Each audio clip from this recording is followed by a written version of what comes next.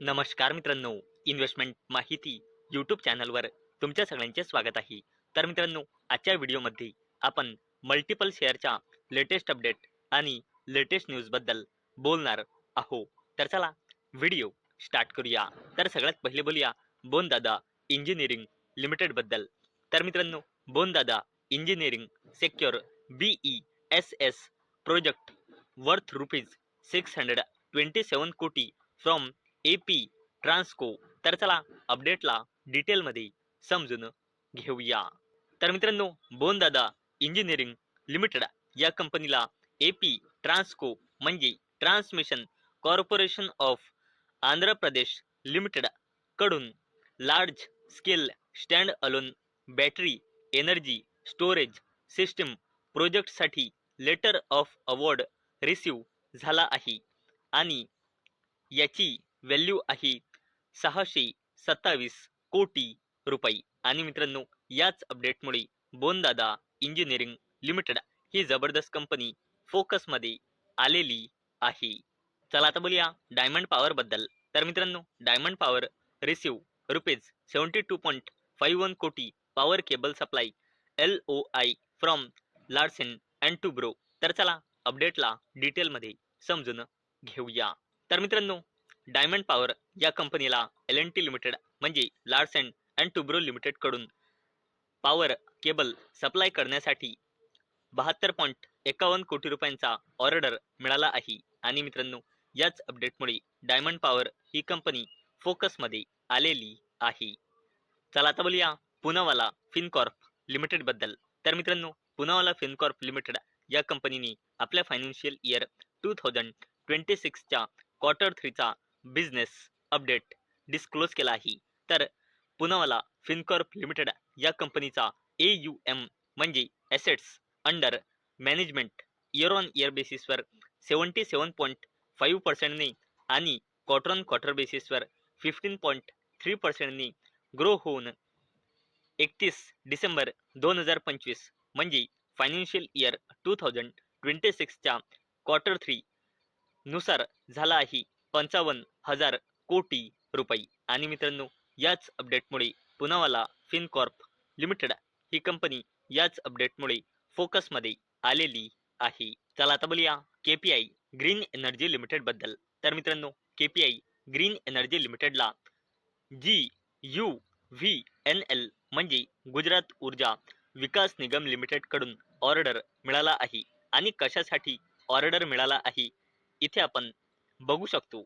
आणि मित्रांनो, याच जबरदस्त अपडेटमुळे KPI ग्रीन एनर्जी लिमिटेड ही कंपनी फोकसमध्ये आलेली आहे. चला आता बोलूया महिंद्रा अँड महिंद्रा लिमिटेडच्या subsidiary company Mahindra and Mahindra financial services limited बद्दल. तर मित्रांनो, या कंपनीने आपल्या फायनान्शियल इयर 2026च्या क्वार्टर 3चा बिझनेस अपडेट डिस्क्लोज केला आहे. तर Mahindra and Mahindra financial services लिमिटेडचा फायनान्शियल इयर 2026च्या क्वार्टर 3 मध्ये ओव्हरऑल डिसबर्समेंट झाला आहे 17,600 कोटी रुपयांचा, जो इयर ऑन इयर बेसिसवर 7%ची ग्रोथ दर्शवतो. तसेच Mahindra and Mahindra financial services लिमिटेडने फायनान्शियल इयर 2026च्या 9 महिन्यामध्ये 43,900 कोटी रुपयांची डिसबर्समेंट केले आहे, जी इयर ऑन इयर बेसिसवर 4%ची ग्रोथ दर्शवते. तसेच याचा business assets year on year बेसिसवर 12%ने वाढून अप्रॉक्सिमेटली 1,29,000 कोटी रुपये आला आहे. आणि याच अपडेटमुळे Mahindra and Mahindra financial services limited ही कंपनी फोकसमध्ये आलेली आहे. आता बोलूया संवर्धना मदरसन इंटरनॅशनल लिमिटेड बद्दल. तर मित्रांनो, Samvardhana Motherson subsidiary secure PLI incentive under ECMS plans rupees 1,900 कोटी इन्व्हेस्टमेंट. तर चला अपडेटला डिटेलमध्ये समजून घेऊया. तर मित्रांनो, संवर्धना मदरसन इंटरनॅशनल लिमिटेडच्या Holy on subsidiary company Motherson electronic components private लिमिटेडला गव्हर्नमेंटच्या इलेक्ट्रॉनिक कंपोनंट मॅन्युफॅक्चरिंग स्कीम म्हणजे इंडियाच्या एका प्रोडक्शन लिंक इन्सेंटिव्ह फ्रेमवर्कच्या जो गव्हर्नमेंट फ्रेमवर्क आहे त्याच्या अंडर इन्सेंटिव्हसाठी मंजुरी मिळाली आहे. आणि मित्रांनो पुढे जाऊन कंपनी याकरिता 1900 कोटी रुपयांची जबरदस्त इन्व्हेस्टमेंट करणार आहे. आणि मित्रांनो याच अपडेटमुळे संवर्धना मदरसन इंटरनॅशनल लिमिटेड ही जबरदस्त कंपनी फोकसमध्ये आलेली आहे. आता बोलूया अडानी ग्रुपच्या दिग्गज कंपनी अडानी पॉवर लिमिटेड बद्दल. तर मित्रांनो Adani group officially commences 570 megawatt Wangchhu hydro power project in Bhutan. तर चला अपडेटला डिटेलमध्ये समजून घेऊया. तर मित्रांनो अडानी ग्रुपने घोषणा केली की 570 मेगावॅटचा वांगछू हायड्रो इलेक्ट्रिसिटी प्रोजेक्ट भूटानमध्ये कॉमेन्समेंटची घोषणा अडानी ग्रुपने केली आहे. आणि मित्रांनो या प्रोजेक्टमध्ये 51% म्हणजे मेजॉरिटी हिस्सेदारी आहे Druk green power corporation of भूटानची आणि उरलेली 49% हिस्सेदारी आहे अडानी ग्रुपची. आणि मित्रांनो मे 2025 मध्ये अडानी ग्रुप आणि Druk green power corporation of भूटानने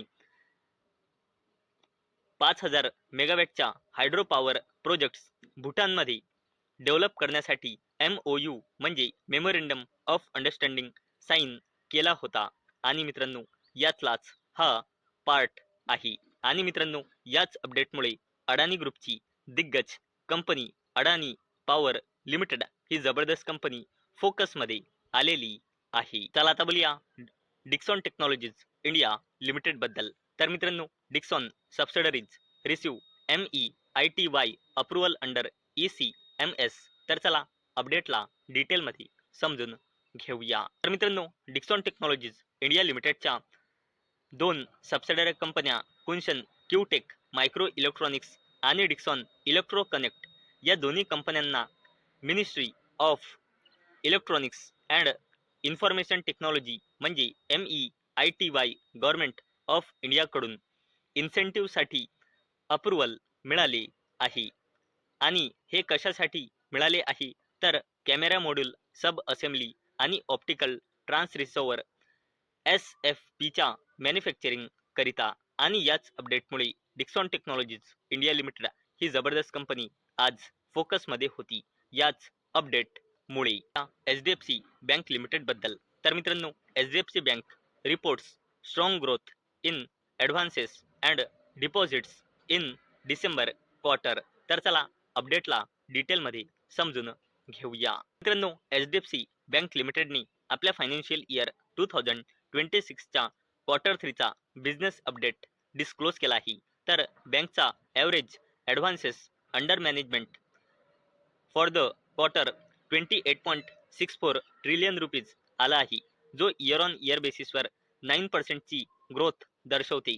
तसेच HDFC बँकचा period end advances under management पोहोचला आहे 29.46 ट्रिलियन पर्यंत, जो इयर ऑन इयर बेसिसवर 9.8% ची ग्रोथ दर्शवते. तसेच याचा म्हणजे HDFC बँकचा ग्रॉस ॲडव्हान्सेस 11.9% ने ग्रो होऊन 28.45 ट्रिलियन रुपीज आला आहे. तसेच HDFC बँकचा average deposit year on year बेसिसवर 12.2% ने वाढून 27.52 ट्रिलियन रुपीज पर्यंत पोहोचला आहे. तसेच कासा डिपॉझिट म्हणजे current account saving accounts deposits year on year बेसिसवर 9.9% ने वाढून 8.98 ट्रिलियन रुपीज पर्यंत पोहोचला आहे. आणि याचा टाइम डिपॉझिट 13.4% ने वाढून 18.54 ट्रिलियन रुपीज पोहोचला आहे. आणि टोटल डिपॉझिट पोहोचला आहे 28.60 ट्रिलियन रुपीज पर्यंत.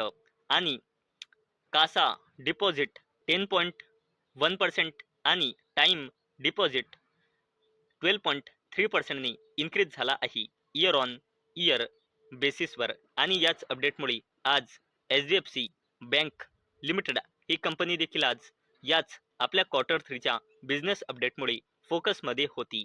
तर मित्रांनो, मला अपेक्षा आहे आजचा आपला व्हिडिओ तुम्हाला इन्फॉर्मेटिव्ह वाटला असेल. तर मित्रांनो, जर तुम्हाला हा व्हिडिओ इन्फॉर्मेटिव्ह वाटला असेल तर या व्हिडिओला लाईक करा आणि चॅनलला सबस्क्राईब करा. आणि मित्रांनो, आजचा आपला व्हिडिओ फक्त आणि फक्त एज्युकेशन पर्पजसाठी बनवलेला आहे. माझ्याकडून काहीही रेकमेंडेशन नाही की तुम्ही या स्टॉक्सना बाय करा, सेल करा किंवा होल्ड करा. तर चला भेटूया नेक्स्ट व्हिडिओमध्ये. तोपर्यंत टाटा, बाय बाय.